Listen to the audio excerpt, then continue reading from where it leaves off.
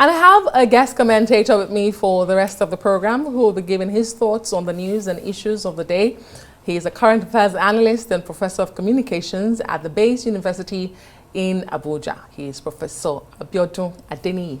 Good evening, Professor. Thank you. Good evening, Adesua. How's the day been? Great? Yeah, not Are bad. you buying petrol cheaper? Quite rainy. Still very confusing, even though we hope for the best, you know.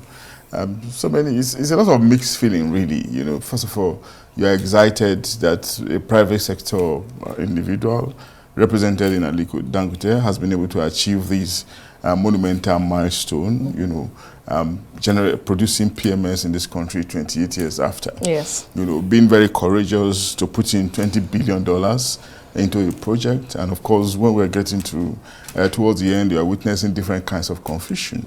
And confusion sometimes orchestrated by public sector individuals, you know, who probably been enjoying the old order, you know, and making us think that all this confusion is coming because, you know, of the absence of, transparency, and of course, because some people are profiting, you know, from the old order.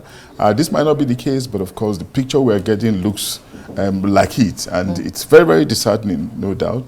The individual, the investor might have their own shortcoming, but in the circumstance, what we expect is for the government, represented in NNPC, to be protective of this kind of investment, considering the benefit to the populace, you know, against the background of the difficulties we have been having, you know, with making PMS available to the Nigerian people.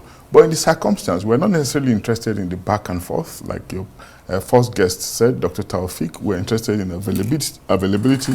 We're interested in quality. We're interested in good pricing. And those are the issues that actually should bother us. But we should also trust again that these things will be resolved in no time, because the promise that the refinery holds, the Dangote refinery, that is, you know, it's very monumental, and of course, quite relieving, you know. But again, another gratifying thing that came yesterday is that I heard yesterday in the news is that government is expanding avenues for the conversion of vehicles into CNG models. You know, that's also very good, considering the crave, you know, to diversify opportunities for transportation. If that is done and done properly, of course, the dependence, you know, on PMS will probably begin to reduce, and the tension created in the lack of PMS availability, pricing, is causing the economy will also begin to thaw, as the case could be. Well, it's almost head-scratching a situation for me, and I'm sure for many Nigerians, because with the Dangote coming on board, we did not expect to see all of this drama, you know, and then we are having to deal with this. But do you think this boils down from years of lack of transparency and trust deficit? Yeah, I think it's all of them put together, really. Yeah, because it's not. It doesn't take. A refinery is not built in a day. You know, the project started about 8 years ago, and we anticipated this. The businessman actually bought one of the public refineries that have been moribund, but the decision was rescinded, as the case could be, and he went, got a license and started his own. We saw it coming, and of course, 2-3 years ago, we were even celebratory in the period of Buhari regime. Then Dangote refinery is coming on stream. It will help us solve our problem, our PMS problem, you know, fuel supply and all, and pricing and all of that. You know, we're celebratory, somewhat anticipating a relief at the end of the day. Then at the end of the day, I mean, nearer at the time when the refinery was going to come on steam, we are seeing the back and forth, the controversy, giving us a picture of forces, you know, unseen forces largely trying to frustrate the investor, which is very, very unfortunate. And of course, we have seen some relieving measures on the part of government, no doubt. But such as the Naira? Naira, yeah, but again, we need some more of it, you know, and of course, until the populace begin to feel the impact of that refinery, we know that it's a businessman, it's a business outfit. Profit will be made, no doubt. But of course, if availability is there, you know, the long queues are beginning to thin out. You know, there's predictability around pricing. Yes. Then of course we don't have problem with quality. I think we'll be very happy at that. Finally, there's relief on the streets. It's a crazy situation because I mean, I've had to be monitoring my petrol gauge and the petrol queues, so I know when to jump into line. It's crazy.